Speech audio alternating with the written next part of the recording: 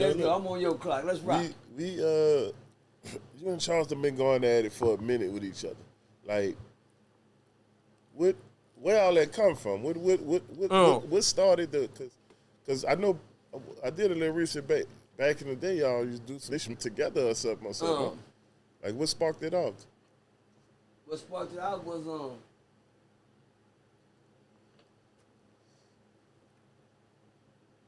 the first time I ever did a We Are One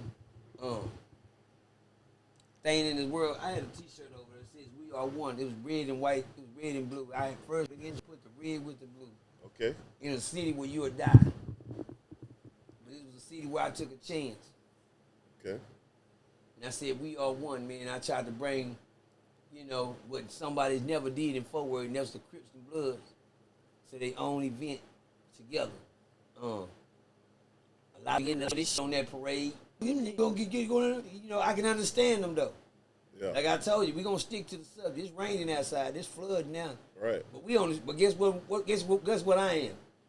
I just happen to be one of the animals on the art. Okay. I made it. I made it to the art. Ask me how I made it. I made it when me and Charleston went to talk. I said we're going to make a statement yesterday when I said that we went to talk to the school council. I was invited to a meeting with the school council, the Fort Worth Police Department, the Independent School District, and a lot of high pay. And they invited me and Charleston White to sit down and talk with them and see what we can do to help the community. I was offered a foreman's job. They were going to send me to a school to do foreman's work, to sit there and show me how I'm supposed to hire men and what to look for when these men come out of prison.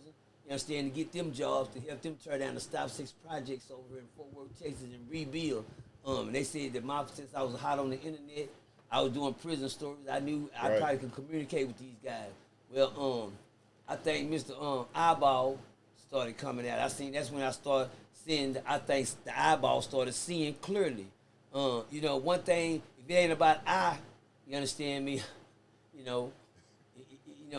He wanted to be the front line. He wanted to be the headline. Well, since he couldn't, if it ain't about me, everybody. So Mr. White decided to call the people upon himself and tell the people that I was still in the streets, gang banging on drugs, that he don't think that I'm right for the job. And when you get calls like that to let you know I was hired for the job, they told him to get a hold of me, and he claimed, one of his lies that he told the other day on the internet. He said they seen ogpercy on the internet, started talking about prison stories, and he didn't have nothing else going for him besides prison stories. That they went. Well, you know what they said? He said they didn't want to work with him. Well, that was a lie. That was a lie, because my prison story is what made them call me. Right. You got to make it make sense, man. My prison story is what made them say, Charles, you think you can get a hold of Percy and get him up here? Because we need y'all too. So guess what that means? They already watched the prison story. When I went to the meeting, R.I.P. to Mr. Princeton, that put us there, he said, man, I watched all your stories. Well, if that's the case, I wouldn't be sitting here if that's what they didn't want. That's all he talk about. Well, we know that. He tells some hell of good stories, and we can use him, because guess what? They don't know how to talk that language. Yeah. So, they don't know the mentality of these guys. So the people from the school and stuff had then already saw your yes, sir. stuff, yes, sir. And that's what attracted you to them. I was told this at that meeting when me and Charleston sitting in front of them folks. I was told this, and it really fucked me up. He said, Mr. Jimson, you're sitting at the table. I never forget this. Mm-hmm. He said, Mr. Jimson, you're sitting at the table with people of our caliber would even take the time to mash the button and look at a person like you. God damn, I just felt like they would just belittle me off the rip. Right. He said, you're sitting at the table with people that wouldn't even take the time to click the button to look at a person of your caliber, because, she said, but I never forget what the lady said. She said, but everybody at this table has seen your video. Right. I'm like, goddamn, the police too? That's the police right there. So I heard somebody say, so you work with the police? No, I didn't work with nobody. I was willing to work with anything. They was all together. I was going to work with they plan. Whatever they plan was, didn't have nothing to do with snitching. That was make me a better person. Right. I'm rocking with it. And I knew I had shit. What better help could you have than see the police department sitting there too? Right. I mean, I get pulled over and say, well, I work. You know, I know Brother Johnson over there. You know, he got me on the campaign. Brother, sister, brother. Yeah, it worked. Everybody already seen my power when it came to the police. Everybody seen my power. Everybody seen my power. What type of power I got with the police? Everybody seen it. You understand me? But anyway, yeah, he backstabbed me. The problem came in when he called the people and told them that, and you know, when you're dealing with people like that, and they don't want to deal with none of that type of mess.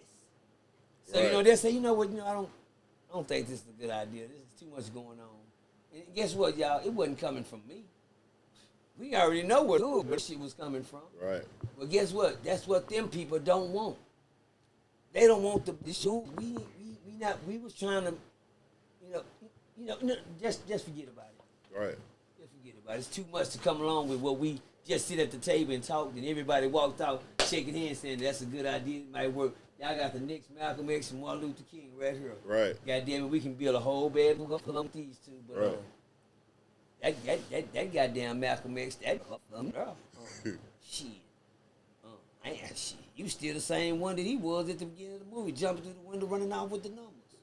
Okay. And he called them people and did me dirty.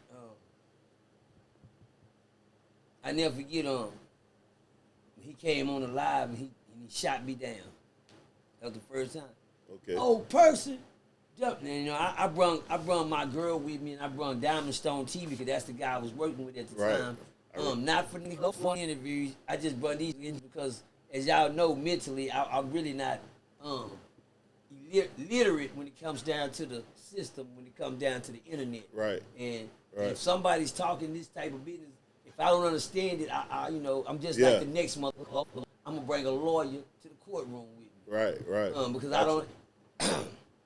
He used all that right there to say, "Oh man, this he brought Diamond Stone with him. He brought his girl out with him." I brought them because these are important people we sitting in front of. And if they say something, and I'm sitting there agreeing with everything, I need somebody that knows. Hey, that makes me hit me on the sense. Side. Baby, no, baby, don't do that, baby. Yeah. Oh no, I don't think that's a good idea, baby. Tell me why.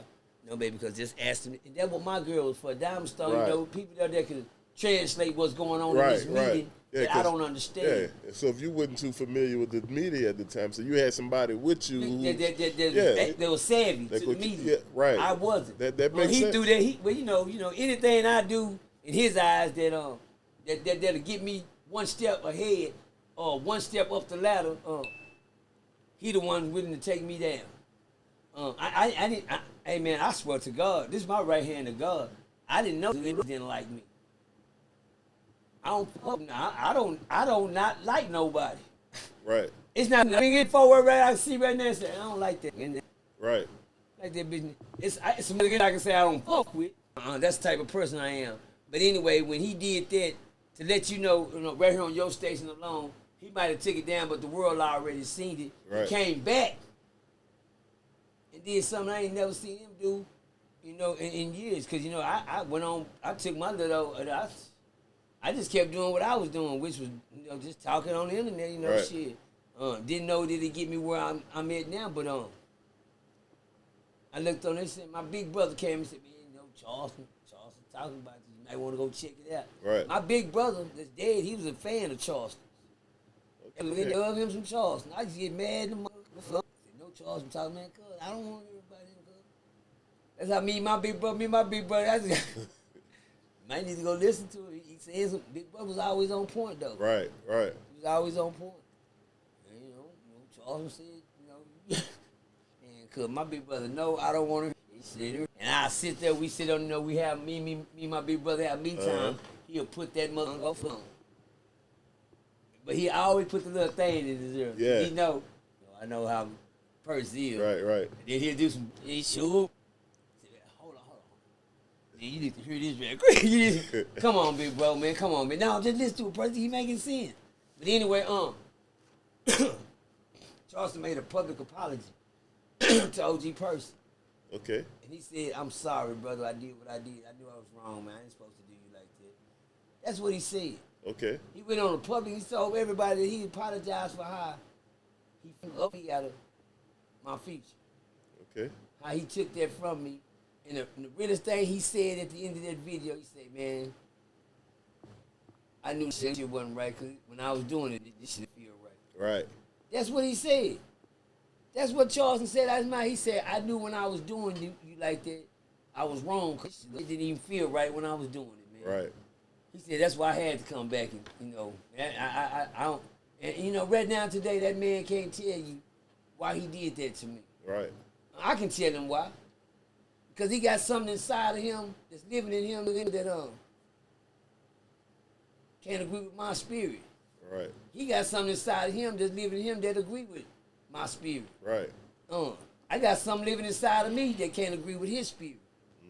I got something inside of me that agrees with his spirit.